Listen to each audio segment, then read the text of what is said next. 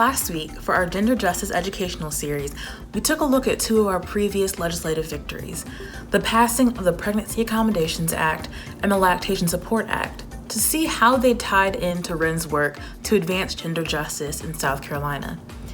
Today, we're continuing that deeper dive into gender justice by looking at one of our other legislative victories, the passage of the Anti-Shackling of a Pregnant Person Act. In 2020, the South Carolina House of Representatives passed the Anti-Shackling of a Pregnant Person Act. This legislation limits the types of restraints used on pregnant people who are incarcerated and virtually abolished the practice of shackling people during labor, childbirth, and postpartum recovery. Prior to this legislation taking effect, on March 14, 2020, South Carolina was one of the few states that still allowed the shackling of people while they gave birth. The bill also included an amendment which will further expand protections for pregnant incarcerated people. These protections include things like access to adequate nutrition and a bottom bunk and ending solitary confinement for pregnant incarcerated people under most circumstances, ensuring the availability of menstrual hygiene products for all people in prisons, jails, and work camps who have active menstrual cycles, and making these products available at no cost to those who cannot afford to pay. And finally, requiring the Department of Corrections to authorize weekly contact visits between incarcerated people with low or minimum security classifications and their children.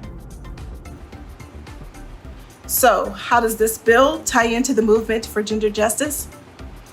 This bill makes huge strides towards gender justice by guaranteeing basic human rights and restoring dignity to pregnant and menstruating incarcerated people by addressing issues like state-sanctioned violence, maternal health, and racial justice. First, the practice of shackling a person while they are pregnant and denying access to basic menstrual products is an act of violence perpetrated by the state against pregnant and menstruating people and is prohibited under this law. Second, this law protects maternal health.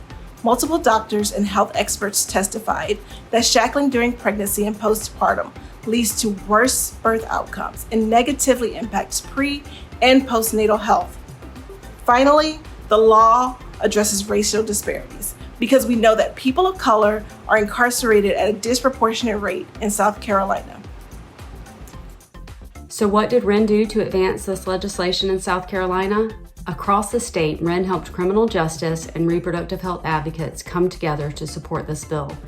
We engaged organizations like the ACLU of South Carolina, the Answer Coalition, the Association of Women's Health, Obstetrics, and Neonatal Nurses, the South Carolina Perinatal Association, and Justice Carolina. And finally, we sent out alerts and posted videos to explain the content and urgency of this bill, encouraging our network to take action.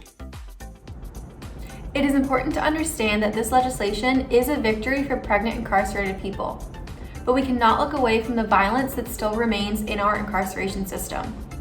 Unjust practices like these and others still exist in different forms across the United States and in South Carolina, and we must do all we can to eradicate them. WREN will continue our fight to do so, and we hope you will join us.